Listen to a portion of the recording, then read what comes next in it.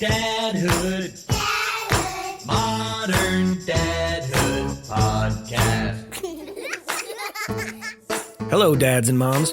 This is Modern Dadhood, and my name is Mark Checkett.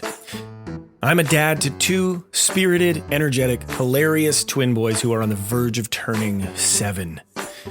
We like to say that this show is an ongoing conversation about the joys, the challenges, and the general insanity of being a dad in this moment.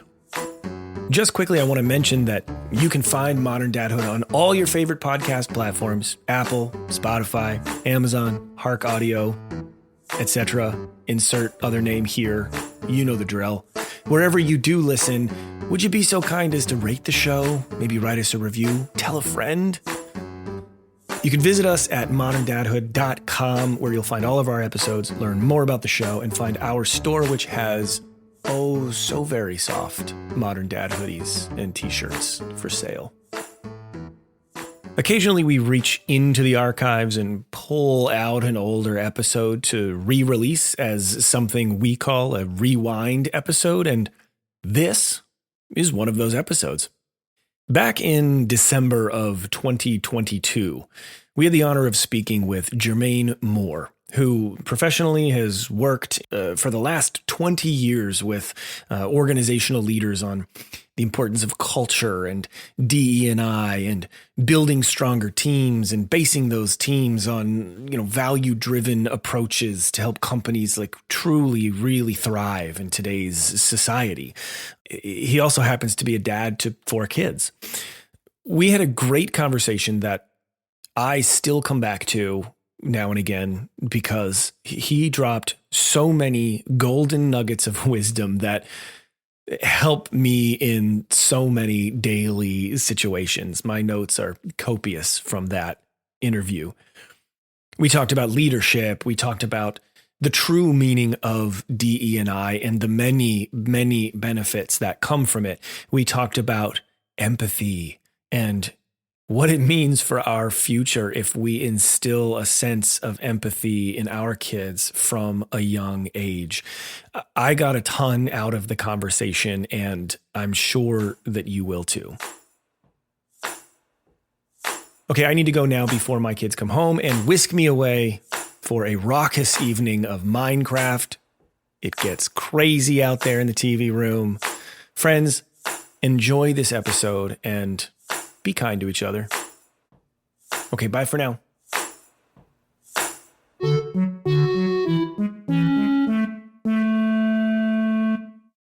Jermaine Moore is one of the founders of the Mars Hill Group, a training, development, and consulting firm focused on leadership training and diversity, equity, and inclusion in the workplace. He is a father of 4 kids, and we are honored to welcome him to Modern Dadhood. Jermaine, thank you so much for making time to be with us this morning. Oh, Adam, thank you so much for having me, Mark. So good to see you as well. How are you doing? 4 kids. Tell us a little bit about your family. I'm tired. That's what I am. 4 kids and tiring. But the family is doing absolutely wonderful. They are a bit dispersed right now. I have 2 boys, 2 girls. My son Baruch is in Ohio. He just got married last year, so he is starting his life and his family out there. My son Avery was recently in Atlanta, and my daughter Mel is in Boston, and my youngest, who is still home, she's 17. She's currently in Spain doing a semester abroad. So They are kind of all over the world, I should say, but all is well. Yeah, you're not kidding. That's quite a spread. Yeah. It was wild when they were young. Actually, my oldest, Baruch, we adopted when he was 15. We adopted him about 10 years ago from Ethiopia. Wow. So it was 3, my oldest Avery, my 2 girls, and then we added Baruch. And so then it became 4, which is interesting because I always wanted 4. I grew up as an only child, and I didn't realize the 4th was going to come through adoption, but happy to have him. He's been a blessing ever since. That's incredible. So, Jermaine, I want to first thank you for the very important work that you do in educating people about diversity, equity, and inclusion. Obviously, it's a huge responsibility, and it really seems like the people who have experienced your training and interacted with you just speak so highly of you. So we're really, again, very happy to have you here. I wonder maybe if you could share a little bit about how you got into this particular line of work? Yeah, so I had the pleasure of working with a few wonderful organizations and helping with their learning and development. Just some organizations that really focused on strong cultures and learning and developing, supporting those cultures, and worked with some great leadership, great CEOs. It was fairly natural for me to move into the diversity, equity, inclusion space for a couple of reasons. One, I have a lot of passion for this work. It's my own lived experience. And I felt that if there was anything I could do to really make our community a better place for my children, then it's something that I'm interested in doing.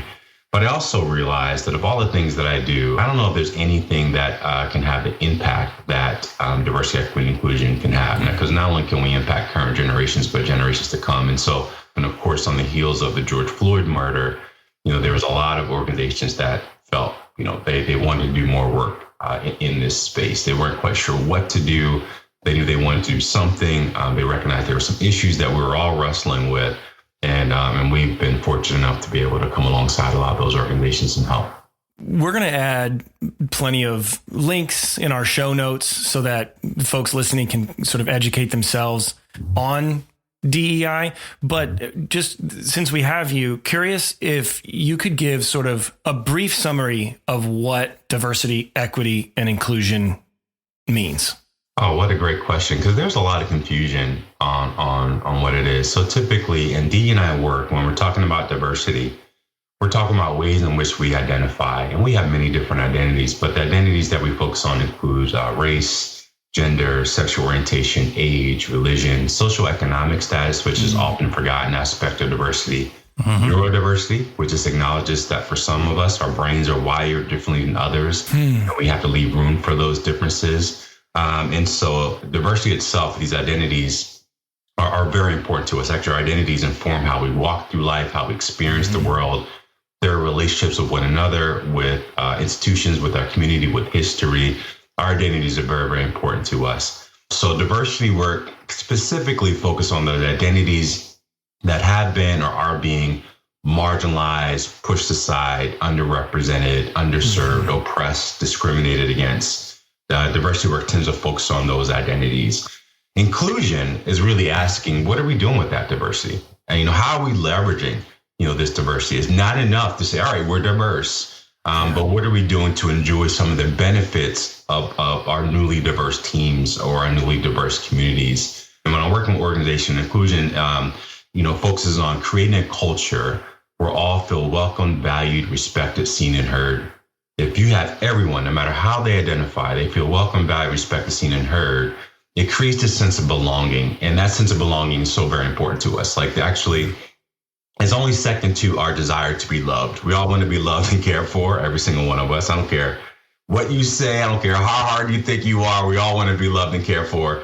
But right after that is our desire to feel that we belong. And so inclusion is trying to create this environment where you feel that you belong here and you can thrive here and you can be your authentic self here in this space. And when we do that, by the way, for organizations, productivity goes up, retention goes up, turnover goes down, creativity goes up, innovation goes up. There are actual benefits to being diverse and creating this place where people can be their authentic selves. So that's inclusion. And when we think about equity, equity just acknowledges that the playing field isn't level for all. Because of these identities, there are certain barriers for some. Equity work tries to level the playing field to give people not equal outcomes, right? It's not guaranteeing equal outcomes. That's a misconception when it comes to equity. But what it's trying to do is ensure people have equal opportunity to thrive, to succeed, equal access to these opportunities. And then it's kind of on you what you do with it. So if we look at diversity, we're thinking of diverse people, and these radically different people gives us radically different perspectives. Equity, we're typically looking at policy and practices. So you may see things like pay equity. So we're looking at our pay policies, for instance, to ensure there is no gap between what we pay women and what we pay men for the same position, right? And then inclusion, of course, is culture work. It's not only being in the room and having a seat at the table, but feeling empowered that your voice is going to be heard and being listened to. I just love the way that you put this a minute ago. Everyone wants to be welcomed, valued, respected, seen, and heard. You got it, Mark. And that's just, it's just so powerful because everybody fits right into that. Everybody. It doesn't matter the differences, the where you come from, or what you subscribe to in your personal life or whatnot. That's just wonderful. Yeah, Mark, and sometimes like people, for whatever reason, have this idea that this work is exclusive. It's like at the heart of it is inclusivity. So when I say everyone, like you said, feels welcome, valued, respect, that's everyone. That's good for us all, no matter how you identify. But we want to make sure we're creating a culture where no one is left out, right, from feeling welcome, valued, respected, seen, and heard. And that is at the core of the work of what we do. So I want to chat, Jermaine, about fatherhood and parenthood and how we can instill this practice, in our kids so that when they are of an age where they're going into a workforce, or even before that, even as they just advance through elementary school, middle school, high school, college, if they choose to do higher ed, that it's more of just a way of life for them as opposed to something that they have to be trained to think about. Yes.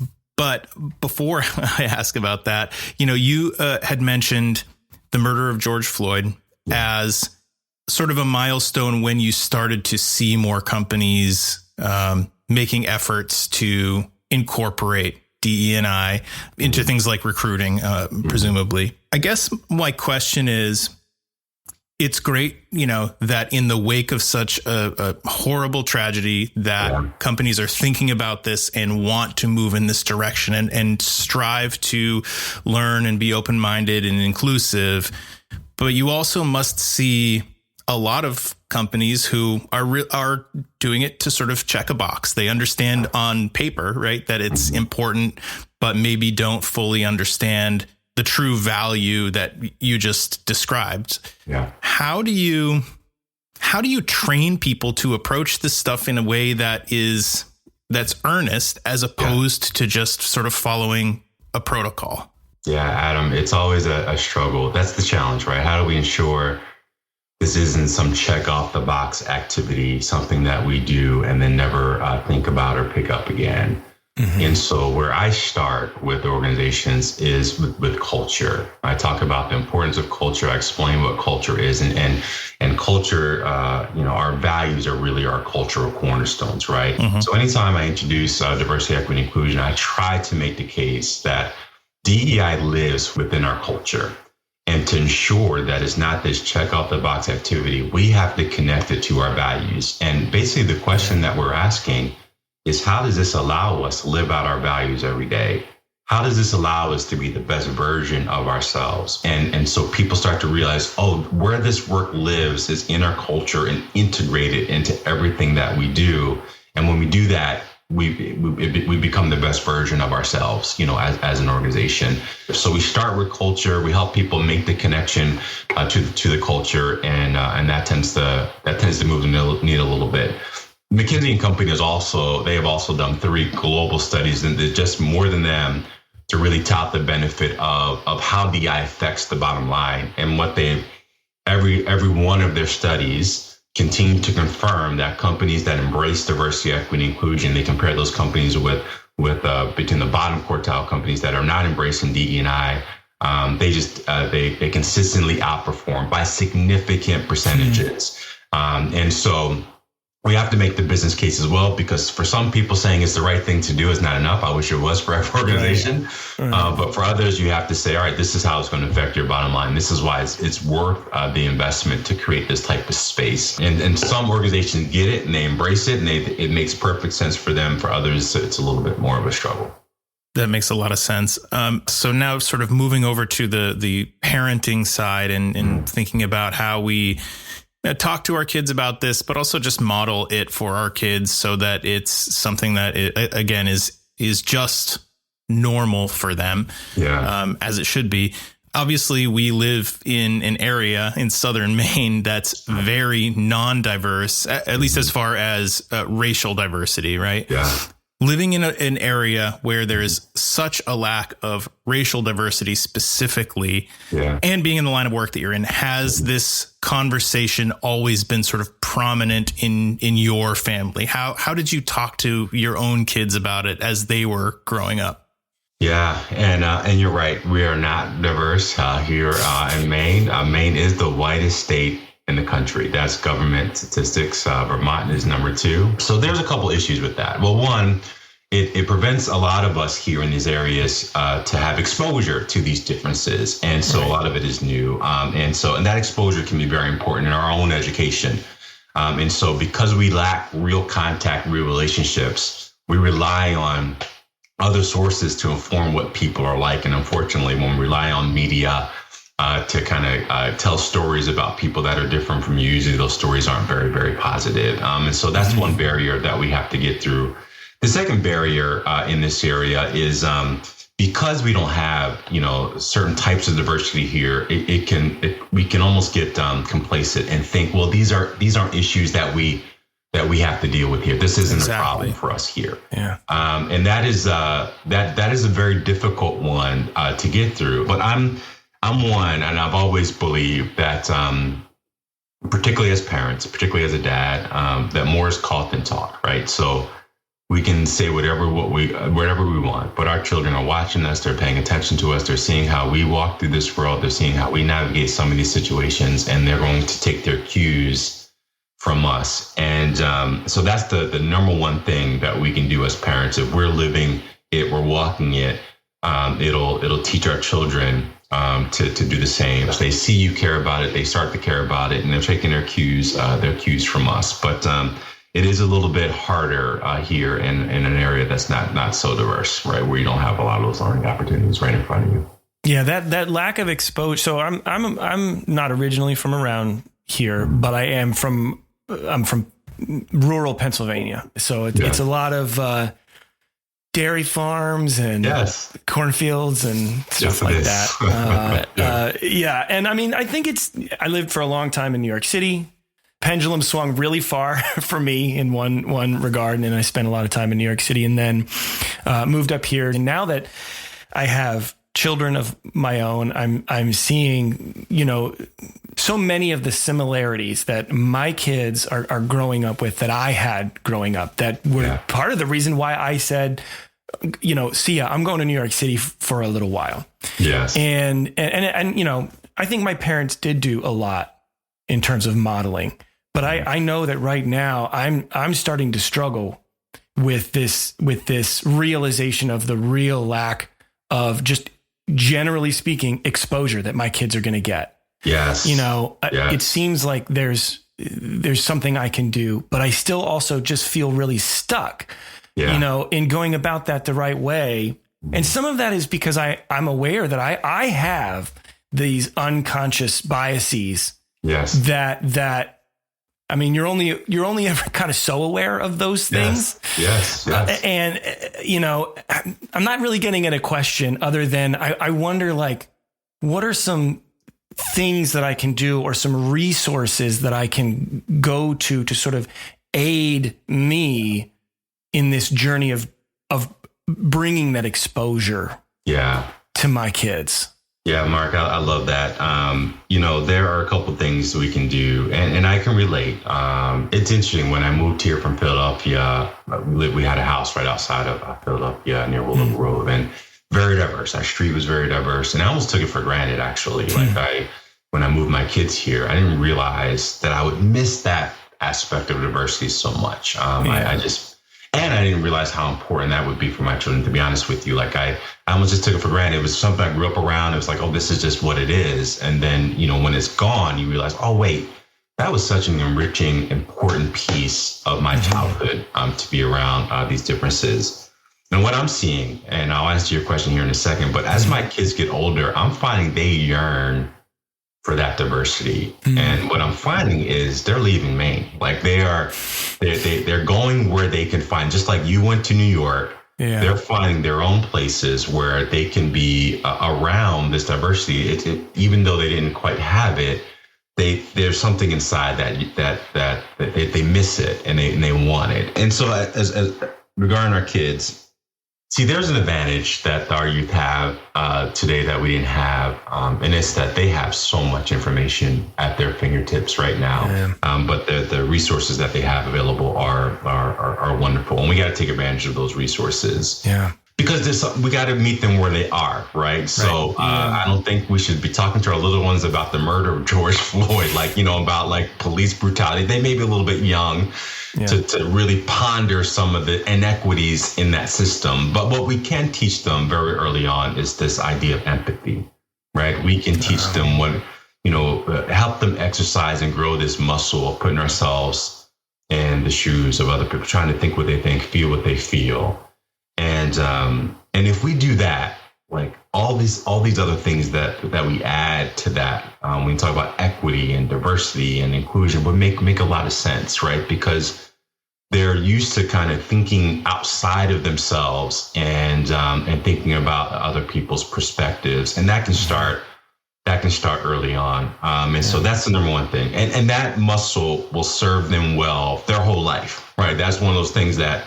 That empathy, whether it's leading with empathy, whether it's their relationships with their future partners, that is always going to serve them really well. Just being a human being that understands what it means to have empathy towards another person. So that's something we can do very early. And another thing that we can do, again, depending on their age, is just exposure. So Vernon Myers has this quote that biases are the stories that we make up about people before we know who they actually are. That's what a bias is. At the heart of it is our mind kind of filling in the blank and kind of telling a story about a person when we don't have the information. The reason we struggle in this area with biases is because we don't have real data. We just have glimpses, and we're filling in the blanks. So we're taking we're drawing our conclusions from sources that are not our own experiences. And so exposing our children to stories with diverse characters, hearing those stories of diverse people, stories centered on diverse people, can get them not only exposure, but it also exercises that empathy muscle that we have, where it's just normal for them to see this level of diversity. Because what I see when I see pushback when it comes to this work is fear. With a lot of older folks, they're fearful of this work for whatever reason. Fear they're going to lose something. Fear that's going to mean, that there's some kind of privilege, I guess, that they're going to not have anymore. So we have to, make sure our children are growing up in a place where it's not a fearful thing to dig into some of these issues, and early exposure and help them do that. And one thing I'm noticing, particularly, my youngest is this is a generation. Well, one, they're the most ethnically diverse generation that this country has ever seen. Number two, some of these things that we may be struggling with, they are not struggling with. Things like pronouns and inclusive language, and just really, having this larger view of the world is their everyday. And they are typically, because of what they've been exposed to, they're conscious of some of these issues that some of us are kind of struggling with every day. So they are a generation of activists and people who are not scared to use their voice. They're informed in a lot of ways, and we have to continue as parents to nurture all of that in them.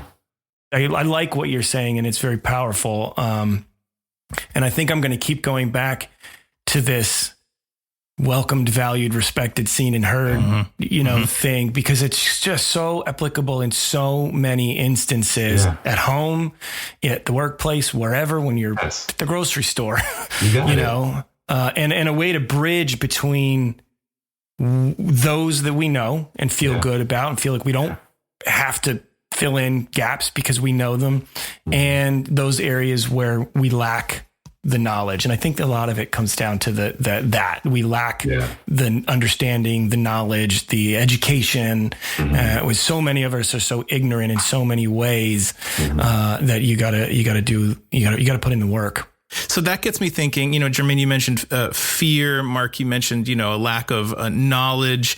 And I think, sure, the fear probably a lot of times comes from an assumption that there's a threat, to the way that you've always lived your life, but I think that also sometimes the fear may come from not feeling like you have the language or the tools to address this. And one of the things, after the murder of George Floyd and after, Black Lives Matter really came into the spotlight, that's really, really stuck with me.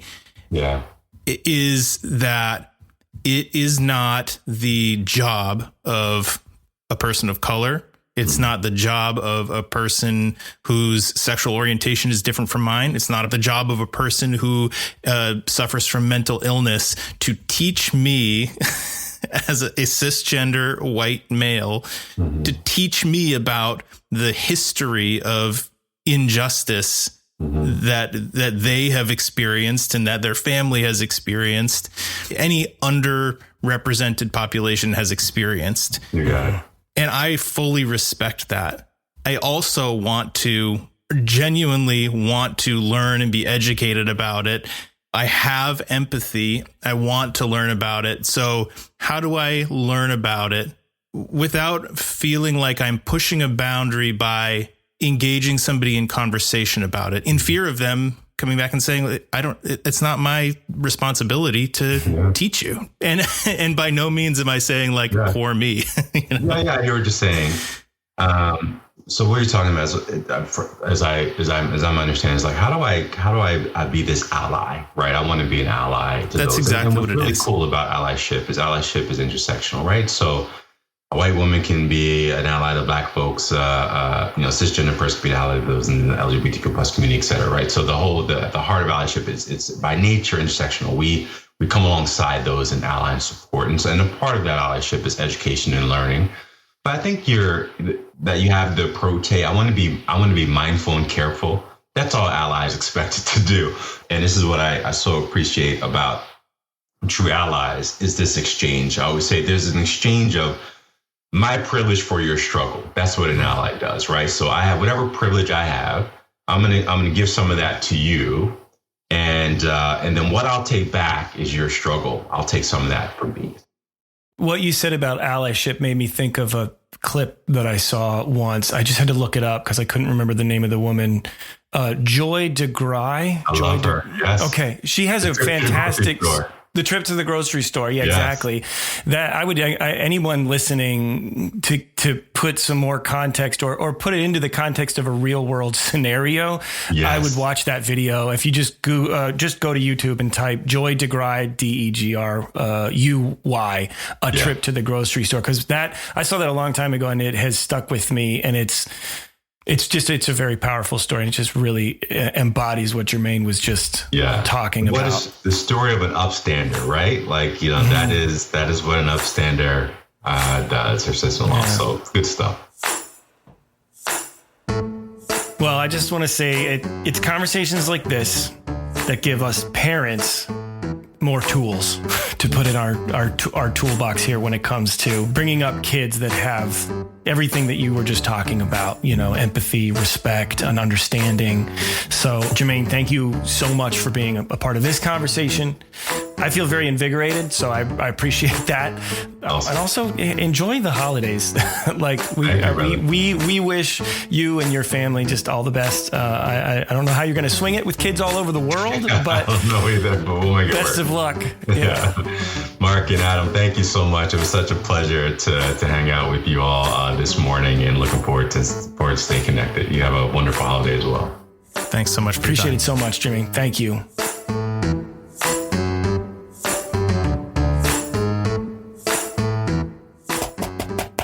Can I come in? Are you decent? Oh, come in. Oh, hey, Adam. Hey, let's just close it out, dude. You've reached the end of another episode of the Modern Dadhood podcast. Yeah, congratulations. Congratulations to me or to the listener? No, to the listener. To the listener. Ah, yeah. As I said at the top of the episode, All episodes of this show can be found on our website at moderndadhood.com or on Apple Podcasts, Stitcher, Spotify, Amazon Music, or anywhere else you could find podcasts. Please do subscribe.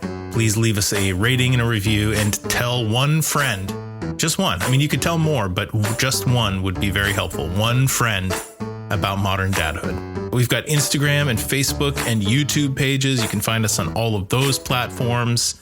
We've got a merchandise store on our website. Just go to moderndadhood.com, where you can find t-shirts. You can find dad hoodies. The sticker alone is worth it. Oh, you know what else you can do? Friend, if that's what you really are, you can drop us a line at hey, at moderndadhood.com. You can write in and you could say, oh, what's up, guys? What's up, guys? Oh, the interview with Jermaine Moore was fantastic. More of that, please. I've just got a couple of thank yous I got to rattle off here. These are really important. I want to say thank you to Casper Baby Pants and Spencer Albee for all of the delicious music that you hear throughout every episode of Modern Dadhood. Mm-hmm. Also to Pete Morris at Red Vault Audio for mixing our show. Give me his website Pete's URL is redvaultaudio.com. Lastly, I would like to thank Jermaine Moore for taking time out of a busy week. He met with us during the week of Thanksgiving, and he spent a lot of time with us, and he dropped some serious wisdom. So much appreciated to Jermaine Moore. And why don't you take the last one this time, dude? To our listeners, we want to offer a most sincere thank you for listening.